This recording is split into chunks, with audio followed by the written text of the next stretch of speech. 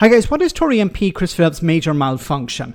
So his party decided to go down the road of let's leave the European Union and then worry about the consequences later. So when the UK Brexited, it resulted in, of course, the ending of freedom of movement, which of course then resulted in a shortage of labour. Now, it meant that many businesses couldn't access the workers they needed because many of them returned home and did not return to Britain. It was more difficult. So the Tory government at the time decided let's have a shortage occupation list to get round the problem. So people could be brought in a limited and specific way to fill slots, empty slots in the labour market. But now it seems Chris Philp has a problem with that.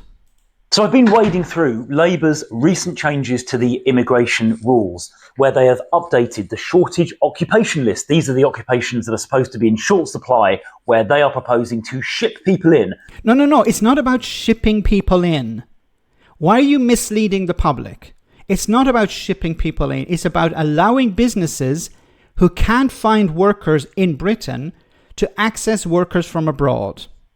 It's not the UK government going out there and shipping people in. It's about businesses looking around Britain and saying, can we get workers here? No, we can't, for a number of reasons.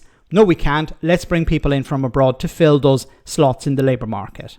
From countries around the world. And some of the occupations on their new list are frankly astonishing. They include box office assistants. That means, I think, people that collect tickets. Okay, so there aren't box offices. Like, once again, the shortage occupation list is there for businesses who can't find people in Britain to do these jobs. So obviously, they can't find people to work in the box office. So they are asking, okay, can you extend this so we can bring people in from abroad to do this job? Once again, these are jobs not being filled by British people for a number of reasons. When you go to the cinema or the theatre, it includes people working in human resources, including diversity, equality, and inclusion. Well, once again, your Brexit resulted in this. You should be apologising to the British people for we shouldn't have actually left the European Union because now we have all these labour shortages and we have to bring people in. Now, once again, if businesses could find people in Britain to do these jobs, they would do that. Inclusion officers. Apparently, we don't have enough of those. Labour want to ship in a load more from all around the world. It includes dancers, it includes authors, and it even... Isn't it so interesting that the arts, one of the industries most damaged by Brexit, is now having to rely on people from abroad to work in the sector? Have the Tories apologised? Has Chris Philp apologised to this sector? Of course not. It includes painters and decorators.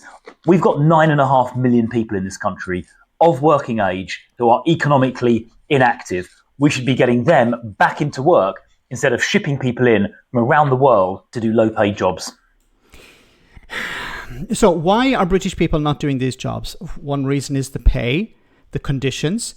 In many cases, people are not able to do these jobs because they don't have the skills or they're not physically able to do these jobs. In many cases, the jobs are far away and it's not cost effective. It's not feasible to relocate. Chris Philp could actually ask experts, why are British people not doing these jobs? Because once again, if British people could do these jobs or wanted to do these jobs or were able to do these jobs, then they would be doing them.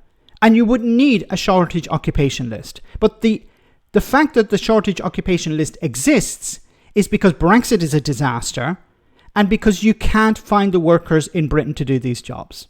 So the Tory response is, well, let's force people off benefits and into these jobs, irrespective of if they're able to do it, if they have the skill set, if they're physically able to do the jobs.